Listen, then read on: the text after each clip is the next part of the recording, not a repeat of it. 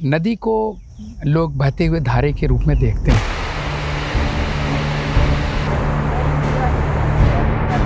मैंने गंगा गंडक को मिलते देखा है। ऐसा पानी जो लगता था अभी अभी गंगा से निकाल के लाया गया है कि गंगा के जल का एक कैरेक्टर है, एक बायोलॉजिकल कैरेक्टर है।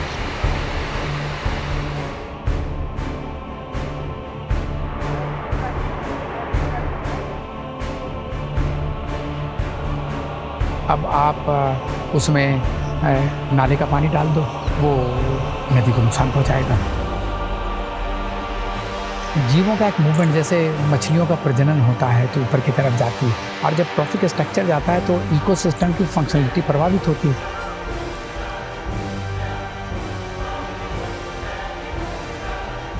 हमारी नदियाँ जो माँ हैं, वो माँ जब तक जीवित रहेंगी, शायद हम लोग तब तक जीवित रहेंगे।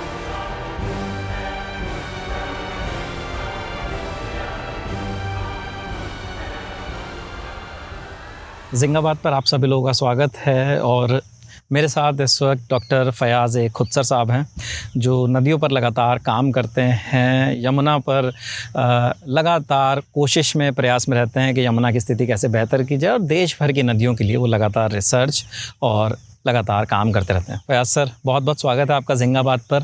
पहली बार जिंदाबाद के लिए मैं आपका इंटरव्यू करने के लिए आया हूँ। इस वीडियो में हम लोग नदियों के इकोलॉजी सिस्टम के बारे में सर से बात करेंगे और समझेंगे कि नदी कितनी महत्वपूर्ण है हम लोगों के जीवन के लिए, एक देश के लिए।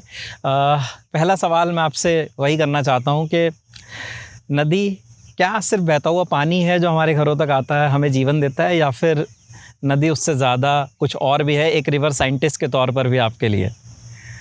पहले तो मैं ये कहूँगा कि थैंक यू वेरी मच। आप अभी दिल्ली डेवलपमेंट अथॉरिटी के यमुना बायोस्फीयर पार्क में खड़े हैं, जो एक रिस्टोर्ड साइट है यमुना का फ्लड प्लेन।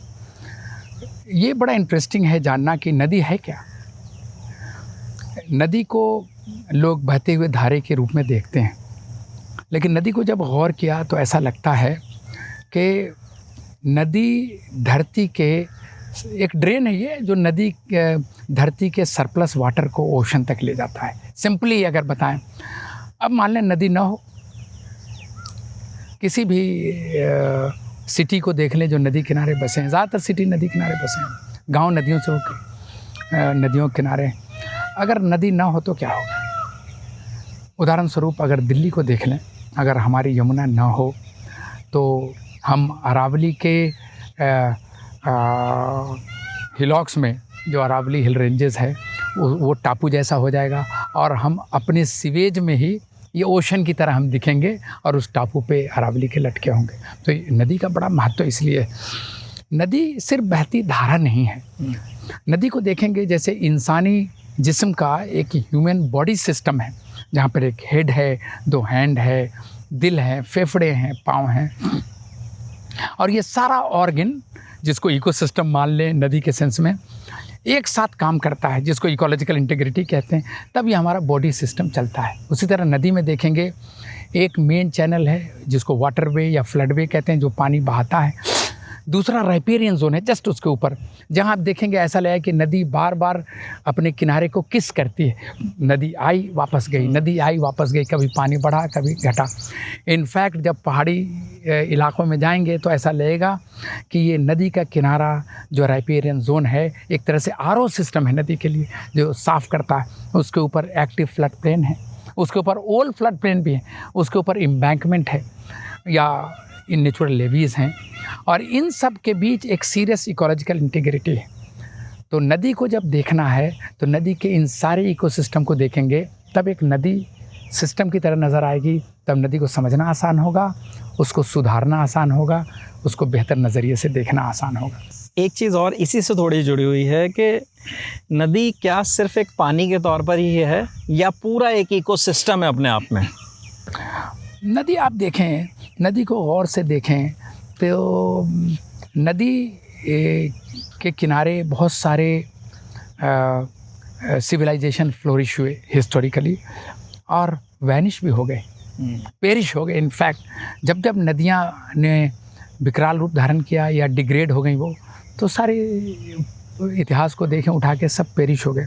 जिसका मतलब नदी सिर्फ पानी नहीं है, पानी का ज़ख़ीरा नहीं है, ये बहुत कुछ है।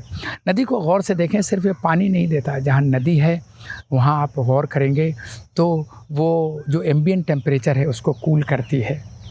वो बहुत सारे जानवरों का हैबिटेट है। आपको आप एक तरह से कहें कार्बन सिक्वेस्ट्रेशन का काम करती है, जो अल्टीमेटली AQI लेवल को कंट्रोल करने में मदद करती है। मतलब इस कायनात को ज़िंदा रखने में एक अहम मुकाम रखती है और इसलिए वो इकोसिस्टम की तरह काम करती है।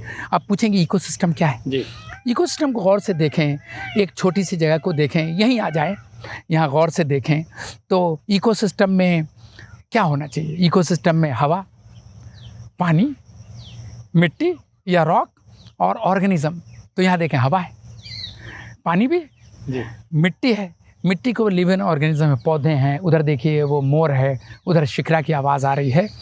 और ये चारों इंटरेक्ट करते हैं आपस में, अपने साथ भी और एक दूसरे के साथ भी वो इंटरेक्ट करते हैं और एक फंक्शनल सिस्टम को पैदा करते हैं जिसको इकोसिस्टम कहते हैं। तो इन चारों चीज़ों का हर जगह होना बहुत ही महत्वपूर्ण है फंक्शनल इकोसिस्टम की तरह। उसी तरह नदी को देखें तो नदी में जल भी है, हवा भी है, मिट्टी भी है, जीव भी है। मतलब इन चारों चीज़ों का होना नदी इकोसिस्टम को ज़िंदा रखने के लिए आवश्यक है। सर, महत्वपूर्ण बातचीत है और इसीलिए समय की भी थोड़ी सी पाबंदी है हमारे पास। मैं सीधा अपने मुख्य प्रश्नों पर ही आता हूँ, आपसे समझने की कोशिश करता हूँ। अगर हम जैसे नदियों पे आपने इतना काम किया है, गंगा पे भी काम किया है, गंगा नदी की इकोलॉजी को थोड़ा समझना चाहें और वो किन किन चीज़ों से मिलकर बनती है? बड़ा इंटरेस्टिंग है। अगर गंगा को गौर से देखें, गंगा तो मेरा बचपन गंगा और गंगा क्या है आपकी नज़र में? गंगा के किनारे बचपन गुजरा है। मैंने गंगा गंडक को मिलते देखा है और गंगा को एक बहुत अलग नदी की तरह भारत देश भी देखता है। तो देखें, मेरा पहला इंटरेक्शन छोटे में गंगा से हुआ तो उसका नाम था गंगा जल। तो मेरे एक दोस्त के यहाँ कुछ प्रोग्राम था, उसमें गंगा जल लाया गया। मैंने पूछा तो उन्होंने बोला ये 50 साल का जल है। और मैंने कुतूहल बस वो थोड़ा पानी हाथ में लिया और मैंने नाक तक में ले गया। उसमें कोई बदबू नहीं थी, ऐसा पानी जो लगता था अभी अभी गंगा से निकाल के लाया गया। तो गंगा का जल विशेष क्यों है? ये लगभग कितनी पुरानी बात होगी जब आप? ये मैं था 5वीं 6वीं में, तो मतलब ये बात होगी आई डोंट नो 70, हाँ 78 80 और उससे भी 40 साल पहले का पानी रखा था। और बड़ा इंटरेस्टिंग है। तो गंगा ऐसी क्यों है जो गंगा के जल को हम गंगा जल की तरह अपने घर में रखते हैं और पवित्र जल मानते हैं? और शायद इसलिए कि गंगा के जल का एक कैरेक्टर है, एक बायोलॉजिकल कैरेक्टर है। उसमें एक वायरस होता है जिसको कहते हैं बैक्टीरियोफेजेस। एंड बैक्टीरियोफेज या फेज भी कह सकते हैं, एक ग्रीक वर्ड है जिसको कह सकते हैं बैक्टीरिया खाने वाला। वो बैक्टीरिया को खाता है, इसलिए पानी में पैदा होने वाले उन बैक्टीरिया को जो इसको ख़राब कर सकता है पानी को, सब बैक्टीरियोफेज खा जाता है। इसलिए गंगा जल हमेशा शुद्ध होता है और इसीलिए गंगा जल का महत्व और भी ज़्यादा है। गंगा नदी इसलिए सुप्रीम नदी हुई, बहुत पवित्र नदी हुई। तो इसका बायोलॉजिकल वो है सिस्टम, और वो तभी गंगा जल में बैक्टीरियोफेजेस होता है जब उसमें कृत्रिम मतलब फॉरेन एलिमेंट ना हो। फॉरेन एलिमेंट क्या क्या होते हैं? अब आप उसमें नाले का पानी डाल दो, आप उसमें खेतों से बहता हुआ फर्टिलाइज़र बह के चला जाए, या बहुत सारे ऑर्गेनिक मैटर उसमें जा रहे हैं, ये सब नदी के लिए फॉरेन एलिमेंट हो गया। और तब बैक्टीरियोफेजेस या दूसरे जो ऐसे अवयव हैं गंगा के, उसमें कमी आने लगती है और कहीं कहीं पे समूल विनाश की ओर चला जाता है। तब गंगा का जो अपना सेल्फ क्लींजिंग प्रॉपर्टी है उसमें कमी आ जाती है। क्या डैम्स भी बैक्टीरियोफेज को नुकसान पहुंचाते हैं? क्या उससे भी नदी की इकोलॉजी पे कोई असर पड़ता है जब हम किसी भी नदी पे गंगा के संदर्भ में समझें तो? अगर देखिए, अगर गौर करें तो नदियों का फ्लो नेचुरल फ्लो होता है, राइट। लेकिन कालांतर में नदियों के पानी का हम लोगों ने इस्तेमाल शुरू किया काफ़ी मात्रा में, तरह तरह की चीज़ों के लिए आवश्यकताएं थीं। तो हमने एक जो गवर्नमेंट ने और ऑनरेबल कोर्ट्स ने एक नियम बनाया कि मिनिमम इकोलॉजिकल फ़्लो होना चाहिए, मिनिमम इन्वायरमेंटल फ़्लो, ई फ़्लो उसका नाम है, इन्वायरमेंटल फ़्लो होना चाहिए। मतलब एक रिवर बिना फ़्लो के रिवर की परिकल्पना करना बड़ा मुश्किल है। तो जब आप नदी को रोकते हैं तो फ़्लो को बाधित करते हैं, और जब फ़्लो को बाधित करते हैं तो ऊपर का जीवन और नीचे के जीवन में फ़र्क आता है। जैसा हमने बताया कि नदी सिर्फ बहने वाली नदी नहीं, इसका राइपेरियन जोन, इसका एक्टिव फ्लड पे, उसमें रहने वाले जीव जंतु सब पे असर होता है। तो ओवरऑल जब आप पानी को रोक लेते हैं तो ओवरऑल रिवराइन इकोसिस्टम प्रभावित निश्चित रूप से होता है। जलीय जीवों पर मैं थोड़ी सी आपसे बात करना चाहता हूँ। गंगा नदी में गंगा नदी में गोमुख ग्लेशियर से वो नदी निकलती है, तो वहाँ पे जलीय जीव नहीं होते, लेकिन जब नीचे आने लगती है तो फिर वहाँ पे कुछ मछलियाँ, कुछ ऐसी प्रजातियाँ उसकी पाई जाती हैं, ट्राउट या महासीर जो होती है, महाशीर बहुत महत्वपूर्ण है। जी। तो उन पर भी क्या डैम और इन सब चीज़ों का असर पड़ता है? पहले तो आप यही बताइए कि किस किस तरीके के जलीय जीव हमें गंगा में। आप देखें ना, बड़ा इंटरेस्टिंग, बहुत हिस्टोरिकल ब्राज बना फ़र्क का गंगा पे। अब हिल्सा का उस पर असर हुआ, हिल्सा का असर हुआ, और उसके लिए फिर बाद में वैज्ञानिकों ने बोला कि एक लैडर बनाएंगे जिससे, तो कहीं ना कहीं जीवों का एक मूवमेंट, जैसे मछलियों का प्रजनन होता है तो ऊपर की तरफ जाती है। तो अगर आप मार्ग बाधित है, रूट में जगह नहीं है, तो मुश्किल तो आएगी, पॉपुलेशन में डिक्लाइन होगा। और एक प्रजाति के फ़िश के जाने से सिर्फ फ़िश नहीं जाती, बल्कि पूरा ट्रॉफिक स्ट्रक्चर जाता है, और जब ट्रॉफिक स्ट्रक्चर जाता है तो इकोसिस्टम की फंक्शनलिटी प्रभावित होती है। तो जो इकोसिस्टम गुड्स एंड सर्विसेज हम एक्सपेक्ट करते हैं उस सिस्टम से, वो नदियाँ हों या फॉरेस्ट हों, वो बाधित होती हैं या कम हो जाती हैं।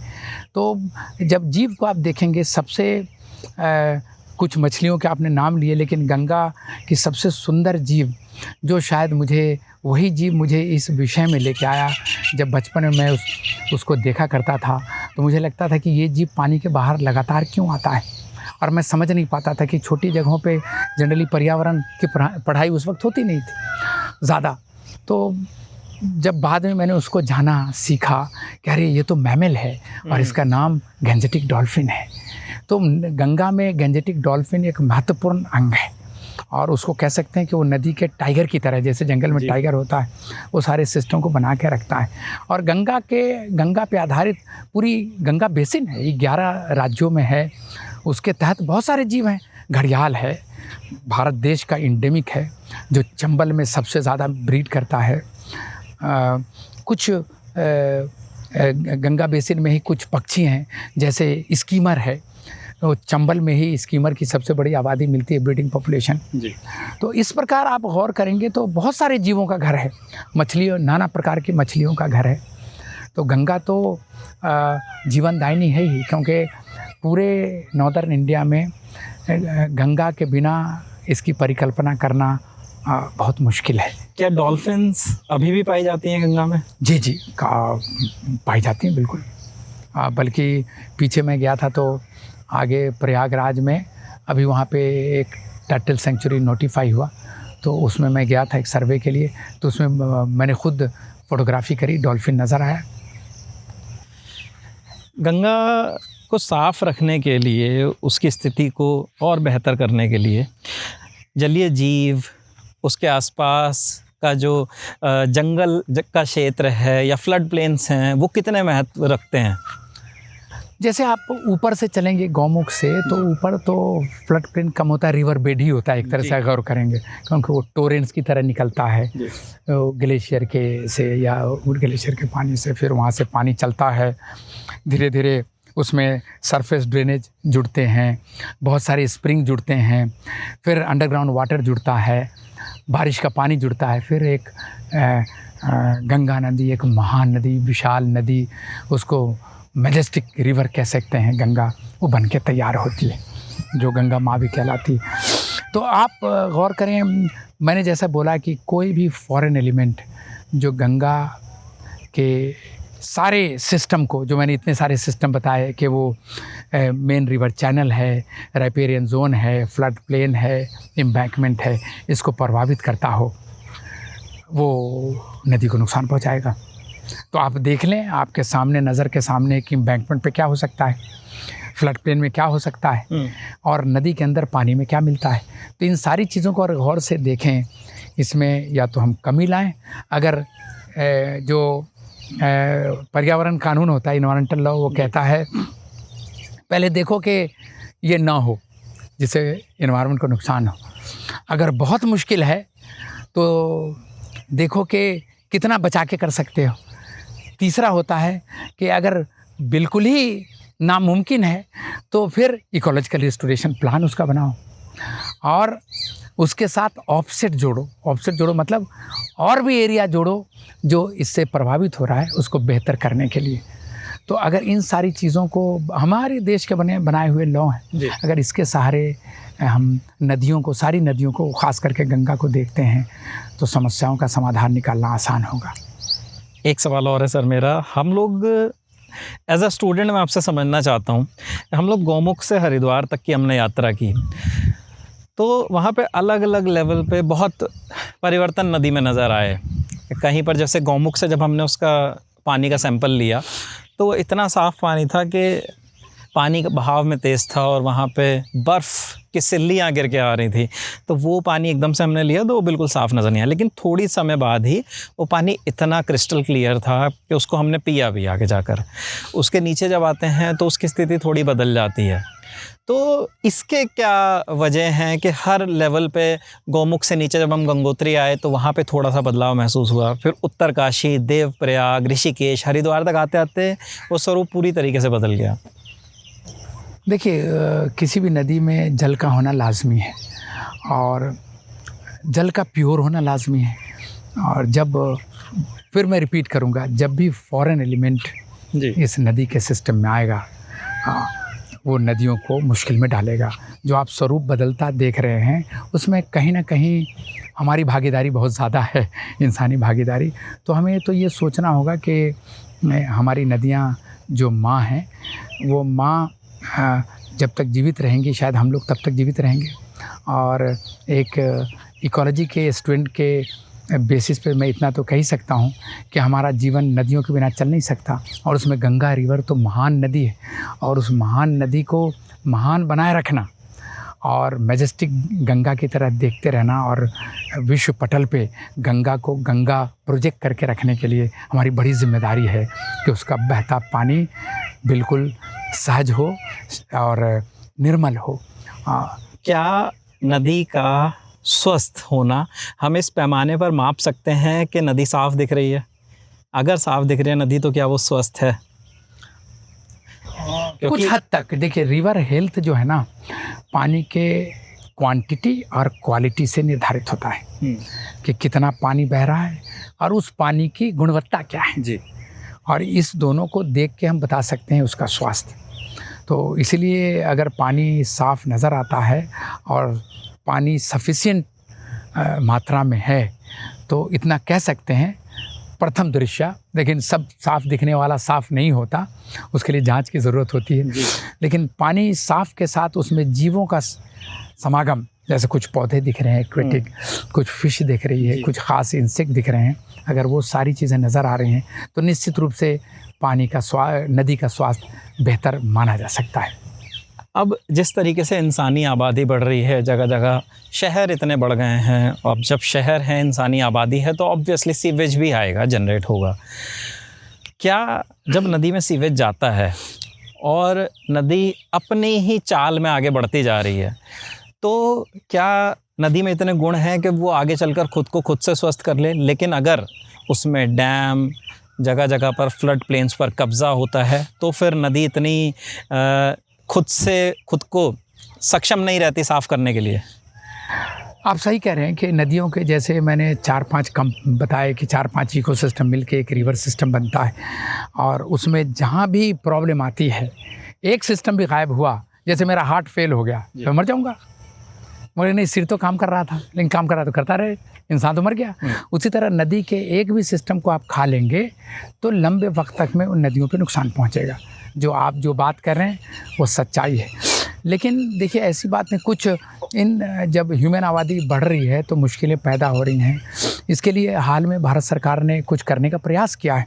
जैसे मैं कहूँ national mission for clean Ganga, उन्होंने बहुत सारी चीज़ें गंगा पे की है और बहुत सारे पैरामीटर्स दिखते हैं एनिमल के रूप में, जैसे डॉल्फिन की संख्या बढ़ी वगैरह वगैरह, मैंने डेटा देखा। हाल में उन्होंने एक और काम शुरू किया कि दिल्ली डेवलपमेंट अथॉरिटी के साथ मिल करके एक कैपेसिटी बिल्डिंग प्रोग्राम शुरू किया, जिसके ज़रिए ये बताने की कोशिश की गई कि किस तरह से गंगा पे जितना काम हो उसको किस तरह से सारे अधिकारी कर पाएँ। और उसमें बताने की ज़रूरत ये मैं कहूँगा कि अभी हम लोगों ने शुरू किया है यहीं DDA के यमुना यूनिवर्सिटी पार्क में, ये 3 दिन का कार्यशाला होता है, जिसमें उत्तराखंड और उत्तर प्रदेश के अभी डिस्ट्रिक्ट गंगा कमेटी से हम लोगों ने शुरू किया है, जिसमें ये प्रयास हमारा रहता है कि नदी के सिस्टम को बताएं और ये बताएं कि गांव-गांव से निकलने वाला सीवेज हर जगह STP नहीं लग सकता जी। STP तो बहुत महंगा लगता है।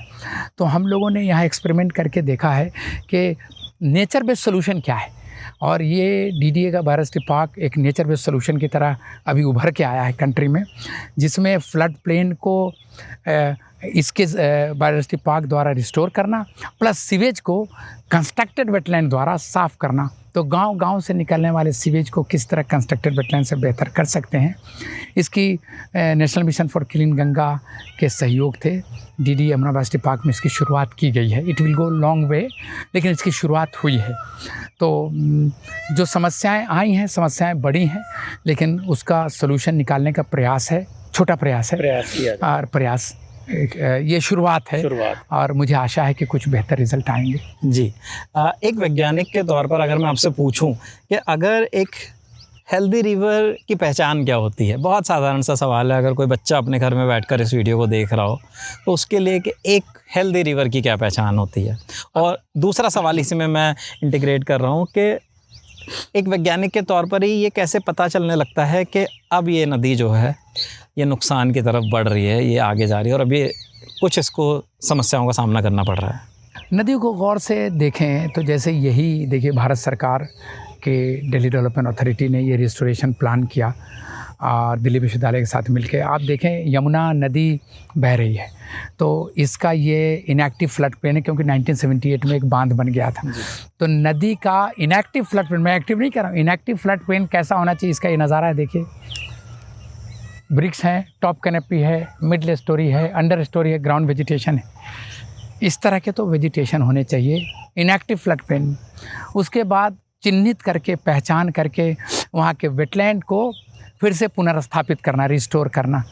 और जो अपलैंड है ऊंची जगह है, वहीं पे सिर्फ फॉरेस्ट को लाना। अक्सर हाँ गुड इंटेंशन से हम प्लांटेशन करते हैं और रिवर चैनल के किनारे प्लांटेशन करने लगते हैं, उससे बचना चाहिए। जब नदियों को देखेंगे गौर से तो नदियाँ अपने चैनल किनारे सिर्फ घास के मैदान बनाती हैं, कोई पेड़ नहीं लगाती।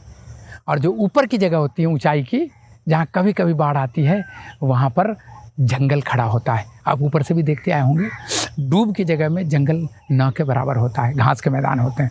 तो अगर इस तरह का नज़ारा अगर आपको पेश आता है, जहाँ चैनल भी है, राइपेरियन जोन भी है, एक्टिव फ्लड प्लेन भी है, घास के मैदान भी हैं, वेटलैंड रिस्टोर्ड वेटलैंड भी नज़र आ रहे हैं, तो अगर ये सारी चीज़ें नज़र आते हैं और जीवों का इस तरह का इंटरेक्शन, आवाज़ आपने अभी देखा कि शिकरा भी नज़र आया और नीलगाय भी जा रही है, इस तरह का एनिमल का इंटरेक्शन भी नज़र आ रहा है, तो एक फंक्शनल इकोसिस्टम का ये प्रमाण है जो कोई देखे तो समझ जाए। लेकिन नदी जब इन सब में कमियां आने लगती हैं, जब कहीं आप देखते हैं कि राइपेरियन जोन सिमट रहा है, फ्लड प्लेन सिमट रहा है, इसके ग्रास लैंड ख़त्म हो रहे हैं, पहले बायोडाइवर्सिटी को नुकसान होता है। जी।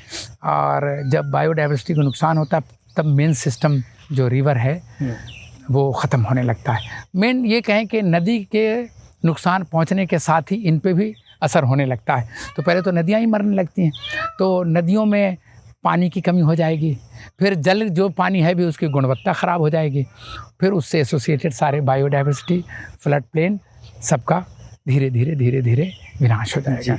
एक और बस लास्ट 2 चैप्टर्स हमारे हैं छोटे छोटे। पहला ये कि मैं आपको ये बताना चाहता हूँ कि हमने गौमुख से लेकर हरिद्वार तक अलग अलग पॉइंट्स पे वाटर सैंपल लिए और उन्हें लैब्स में दिया है जांच के लिए। तो अगर आपको किसी नदी की हेल्थ जाननी हो तो आप किन पैरामीटर्स पर सबसे पहले देखेंगे?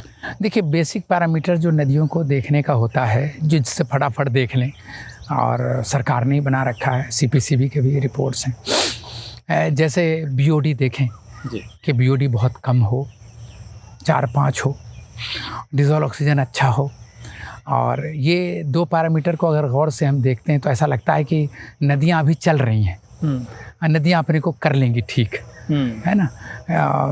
अगर इन दोनों में बहुत ही कमियां हैं, BOD बहुत हाई है, डिज़ोल्व ऑक्सीजन एकदम न के बराबर है, तो स्वास्थ्य वाकई बहुत ख़राब है। टोटल कॉलीफॉर्म और फीकल कॉलीफॉर्म हमें क्या बताता है? देखिए, जैसे ऊपर की बात कर रही थी इसलिए 2 बातें मैंने करी, लेकिन जब कॉलीफॉर्म की बात करेंगे इसका मतलब ही होता है कि पूरा का पूरा उसमें फीकल मैटर है। तो जैसे जैसे ह्यूमन आबादी बढ़ती जाती है, ये फीकल मैटर जाता है और इससे कॉलीफॉर्म बढ़ने लगता है। तो कॉलीफॉर्म जैसे जैसे बढ़ेगा, इसका मतलब स्वास्थ्य बहुत ही ज़्यादा ख़राब है नदियों की, बहुत ही ज़्यादा ख़राब है। BOD COD आपने बताया, इसके साथ अगर हम बात करें डिज़ोल्व ऑक्सीजन की, तो ये सारे पैरामीटर्स हमें और किस तरीके से और बेहतर समझ हमारी बना सकते हैं? डिज़ोल्व ऑक्सीजन को अगर गौर से देखें, नाइट्रोजन, डिज़ोल्व ऑक्सीजन अक्सर होता है कि जो पानी में घुलित ऑक्सीजन घुला हुआ होता है, डिज़ोल्व होता है। और इनफैक्ट ये BOD क्यों बढ़ती है? क्योंकि जब ऑर्गेनिक मैटर बहुत चला गया ड्रेन से, जैसे भी उसको ख़त्म करने के लिए जो बैक्टीरियम एक्टिविटी होती है उसको ख़त्म करने के लिए ऑक्सीजन डिमांड बढ़ जाता है, उसी को बायोलॉजिकल ऑक्सीजन डिमांड कहते हैं। तो उसको ख़त्म करने के लिए, डिग्रेड करने के लिए जो बैक्टीरियम काम करती है उसमें ऑक्सीजन का इस्तेमाल ज़्यादा हो जाता है, तो BOD बढ़ जाता है। ये सिंपल है, डिज़ोल्व ऑक्सीजन कम होने लगता है। माल हमारे पास है, उसको कोई खा रहा है जी, तो कम होता जा रहा है। एक और सर, ऐसी एज अ स्टूडेंट ही मैं समझ रहा हूँ ये सारी चीज़ें, और जितनी समझ मेरी यमुना वाले वीडियो के वक्त आपसे बात करते हुए बनी थी, इस बार उससे एक थोड़ा सा इजाफा और हुआ है मेरी समझ में। हम लोग गौमुख गए तो वहाँ पे हमने जो ग्लेशियर देखा, मतलब अमूमन बचपन में और जो हम चीज़ें देखा करते थे, ग्लेशियर मीन्स बर्फ़ की एक मोटा पहाड़, दूर तक बिछी हुई चादर, लेकिन वहाँ पे हमें मिट्टी उसके ऊपर नज़र आई, पत्थर नज़र आए। तो ये क्या कारण है इसके पीछे? देखिए, बहुत सारे अभी प्रॉब्लम आ रही है, आप देखिए ग्लोबल लेवल पे भी आ रही है। टेम्परेचर डिफरेंस, कार्बन डाइऑक्साइड का बढ़ना, मैं उसमें ज़्यादा डिटेल जाना नहीं चाहता, लेकिन मैं आपको बता रहा हूँ कि आपने देखा होगा कि ऊपर भी बर्फ़ का जमाव कम हुआ, या ऐसे सीज़न में होने लगा जब नहीं होता था। तो जो ग्लेशियर फेड रिवर है जैसे गंगा, अब ग्लेशियर जैसे आपने बताया कि पतली हो गई, तो ऑब्वियसली ग्लेशियर फेड रिवर पे असर होगी। और एक चीज़ और मैं भूल गया बताना चाहता था कि हमारी नदियाँ यूरोपियन रिवर से बिल्कुल भिन्न है। अक्सर हम बोल देते हैं कि फलाने रिवर को टेम्स रिवर बना देंगे, नहीं, टेम्स रिवर नहीं बना सकते। टेम्स रिवर के फ्लड प्लेन यूरोपियन रिवर के फ्लड प्लेन लिमिटेड है या नहीं है, और बहुत प्रिडिक्ट होने वाले फ्लो हैं उसमें, आप समझ रहे हैं। जबकि यहाँ के नदियाँ, बारिश हुई, देहरादून में पानी भर गया यमुना की नदी में, यहाँ प्रिडिक्ट नहीं कर सकते। तो हमेशा हमारा जो प्लान होना चाहिए वो अपनी नदी का होना चाहिए, कहीं बाहर का प्लान नहीं होना चाहिए ख़ास करके। इसीलिए यूरोपियन नदी में आप देखें कि चैनल के किनारे घर बन जाते हैं। एक कोई फिल्म थी अमिताभ बच्चन की, मुझे याद है, जिसमें ये किश्ती वाला क्या कह रहा है, एक सॉन्ग चल रहा है और दोनों तरफ घर है और बीच से नदी बह रही है या कनाल है। वो हमारे यहाँ नहीं हो सकता। मेन रिवर चैनल के किनारे कंस्ट्रक्शन अगर करते हैं तो हमें पता नहीं, जब नदी का बाढ़ बहुत ज़्यादा आता है तो पानी कहाँ तक चला जाता है। तो हमारी नदियाँ यूरोपियन नदी से भिन्न है, इसको सबसे पहले हमें जानना चाहिए। कोई भी ऐसे प्लान जो यूरोपियन नेचर के हैं उसे हमें बचाना नहीं, उसे बिल्कुल होना नहीं चाहिए। क्या क्लाइमेट चेंज भी गंगा की इकोलॉजी को प्रभावित कर रहा है? बिल्कुल, क्लाइमेट चेंज से भी गंगा की इकोलॉजी, जैसे आपने बताया ना कि ऊपर बर्फ़ कम दिख रहा है, तो ऑब्वियसली प्रभावित तो हो रहा है। ग्लेशिएशन नहीं होगा, फिर मेल्टिंग नहीं होगी, फिर पानी वहाँ से कम चलेगा, राइट। क्योंकि सारा काम तो गंगा बाढ़ में करके चली जाती है इसको, और बारिश के साथ मिलके सब सॉइल डीप एक्वीफर रिचार्ज होता है, बहुत सारे हाइड्रोस्टैटिक प्रेशर से स्प्रिंग पैदा होते हैं, वो सारे मिलते हैं, छोटी नदी बनती है, बहुत सारी छोटी नदी मिलके एक बड़ी नदी गंगा का निर्माण करती है। तो जब रिचार्ज नहीं होगा एक्वीफर, स्प्रिंग्स नहीं बनेंगे, छोटी नदियाँ नहीं जगेंगी, तो बड़ी गंगा लंबे वक्त तक कैसे चलेगी। गंगा में सीवेज का बिना ट्रीट किए डंप करना कितना नुकसानदायक है नदी के लिए? देखिए, जैसा हमने बताया कि जैसे ही फॉरेन एलिमेंट डालेंगे और ऑर्गेनिक मैटर होगा, तो उसको गलाने सड़ाने के लिए उसके सारे डिज़ोल्व ऑक्सीजन एग्जॉस्ट हो जाएंगे। और जब डिज़ोल्व ऑक्सीजन एग्जॉस्ट हो गए तो आप सोच लें कि वो पानी ऐसा हो गया जिसमें कोई भी जीव पनप नहीं सकता। बस आखिरी 2 सवाल हैं मेरे लास्ट सर। गंगा इंडिया के लिए क्या मैटर करती है? क्योंकि मेरे पिछले इंटरव्यू में आपने कहा भी था कि गंगा इज़ इंडिया। बहुत सारी चीज़ें जो भारत देश में, उसमें गंगा का भी बहुत महत्वपूर्ण स्थान है। शायद मैं थोड़ा बायस हो रहा हूँ क्योंकि गंगा किनारे पला बढ़ा हूँ, गंगा को बचपन से देखा है, खेला है, नहाया है, बल्कि ऐसा कहें कि बहुत ही इंटरेक्शन बहुत रहा है। तो मुझे ये कहने में गुरेज नहीं है कि मैं कह सकता हूँ कि गंगा इज़ इंडिया, इसमें दो राय नहीं। और हमें नहीं, सबको कहना चाहिए। बड़ा इमोशनल इशू है ना। नदी एक साधारण सिर्फ एक सिस्टम नहीं है, वो एक इमोशनल, हमारा रिश्ता, उससे इंटरेक्शन, उससे जीवन का संचार होना, उससे इकोसिस्टम का निर्माण होना, उससे इकोसिस्टम गुड्स एंड सर्विसेज मिलना, जैसे मुख्य हवा और पानी है। ये इन सारी चीज़ों को देख के आपका इतना अटूट रिश्ता उससे है कि मुझे तो बड़ा अलग सा लगता है नदियों के साथ देखना, क्योंकि नदियों के साथ पला बढ़ा हूँ मैं। जी, 40 साल पहले गंगा जल जिस स्वरूप में आपने देखा था, लगता है कि 2026 में भी अगर गंगा जल आपके हाथ में हो, हरिद्वार, ऋषिकेश, कानपुर, प्रयागराज किसी जगह का, तो वो ऐसा ही होगा? अभी तो शायद नहीं, लेकिन प्रयास हो रहा है। सरकार प्रयास कर रही हैं, सरकारें, राज्य सरकार, केंद्र सरकार। और केंद्र सरकार का तो एक national mission for clean Ganga पूरा एक सिस्टम चल रहा है, और मुझे उम्मीद है कि अच्छे रास्ते निकलेंगे, नदियाँ जाग उठेंगी, जी उठेंगी, जो कालांतर में इस कायनात को ज़िंदगी देती रहेंगी। बहुत बहुत शुक्रिया सर। डॉक्टर फयाज़ खुत्सर, जिन्होंने हमें अपना इतना कीमती समय दिया और नदियों के बारे में वो समझाया जो हमें हमारी आने वाली पीढ़ियों को भी समझाने की ज़रूरत है, और सरकारें भी इन तरफ अगर थोड़ा ध्यान दें तो शायद स्थिति और बेहतर होगी, नदियाँ जी उठेंगी। और जैसा सर ने कहा कि हमारी कायनात भी नदियों से है, भारत भी नदियों से है।